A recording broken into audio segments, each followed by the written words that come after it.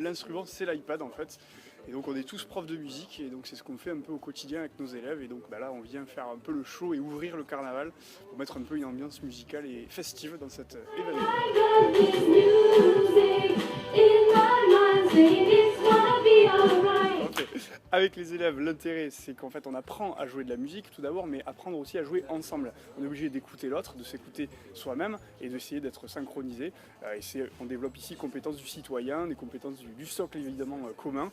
Et puis au-delà de ça, c'est vraiment de construire des compétences musicales. Notre objectif c'est vraiment que les élèves sortent et soient capables de s'insérer dans un groupe de musique, même à minima, mais tenir un rythme, jouer une petite partie de piano ou de basse. Et quand on a atteint ces objectifs-là, on les sent un peu musiciens, puis ils sont aussi chanteurs.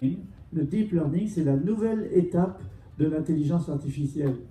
Des ordinateurs qui peuvent reconnaître les visages parmi des milliers, synthétiser des voix qui sont exactement la voix de quelqu'un, faire de la traduction de toute langue automatiquement en temps réel, créer des chatbots qui vous parlent dans votre smartphone, ou des outils comme Alexa de Amazon ou Siri de Apple qui vous permettent de parler à votre ordinateur, de dicter des SMS, mais aussi de créer des fonctions nouvelles. Et ils vous répondent. Avec le deep learning, de plus en plus, ces chatbots vont devenir ce que l'on pourrait appeler des assistants intellectuels proactifs. C'est-à-dire qu'ils vont anticiper vos besoins, vous proposer des choses à faire, et dans ces petites boîtes que l'on a dans nos poches, qui est maintenant le PC, l'ordinateur personnel beaucoup plus puissant que les PC des années 70, nous en avons maintenant la possibilité et l'utilisation.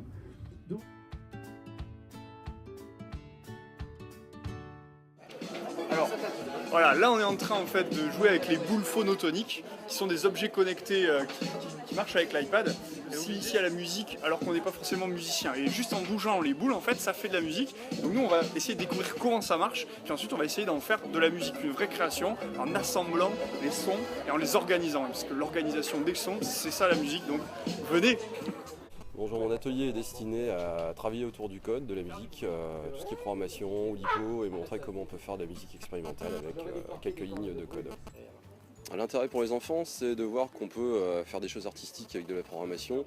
C'est pas réservé qu'à certains domaines, le jeu vidéo ou autre, et qu'on peut aussi toucher d'autres domaines. Je parlais des mathématiques, mais aussi l'histoire au travers de la connaissance de la musique, des expériences qui ont été menées depuis très très longtemps, voire pour certains plusieurs siècles. L'atelier est un atelier de programmation de robots. Les élèves apprennent la programmation avec des petits robots qui s'appellent des Timio.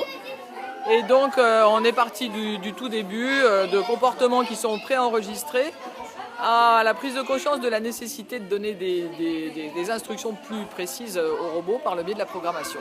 Ça leur apprend à analyser une tâche à accomplir pour la planifier ensuite étape par étape, donc ça aide à structurer la pensée en réalité. Et on est aussi dans l'algorithme, et comme le codage maintenant est entré dans les nouveaux programmes de l'éducation nationale, on est complètement dedans. On les réunit, ils sont à 2 ou 3 autour d'un ordinateur et d'un robot, et puis ils ont des tâches à accomplir ensemble. Et ça, c'est vrai que c'est difficile au début, mais après ça prend très bien, et même des élèves de tempéraments très très différents arrivent à bien travailler ensemble, et pour le vivre ensemble, ça c'est capital. Ça permet aux enfants de faire des expériences scientifiques en s'amusant.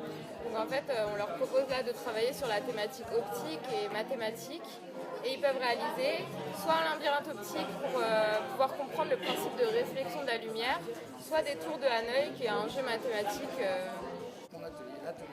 Alors moi c'est atelier, c'est travailler sur le modelage virtuel, voilà.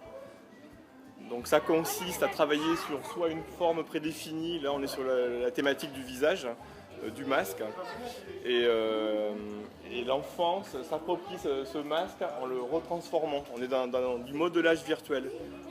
Alors moi je considère que les compétences sont énormes parce que c'est des compétences sur une première porte d'entrée sur l'imagerie 3D.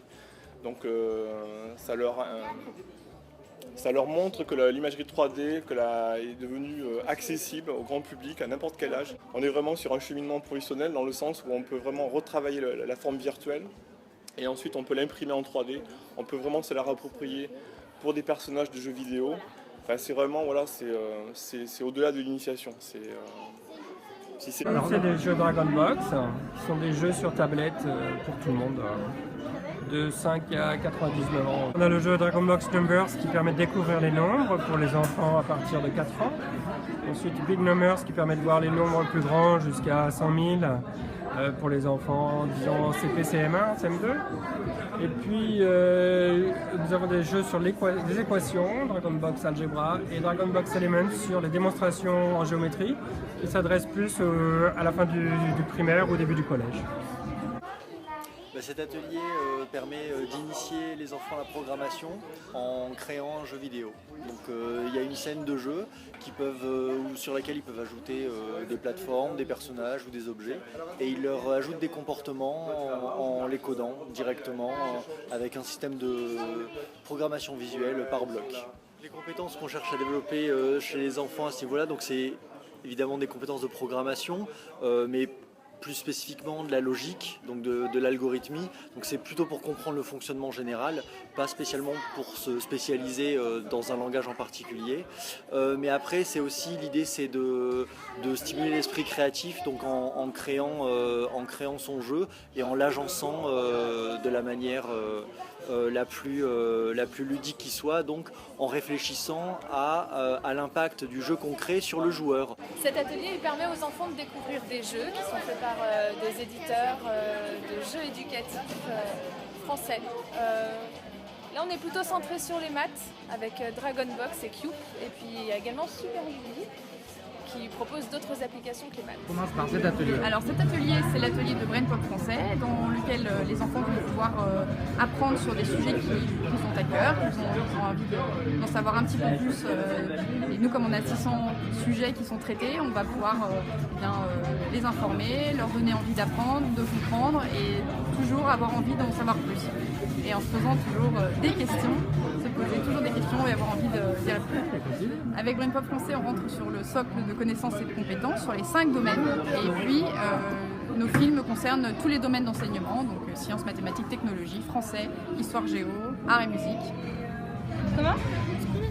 Merci.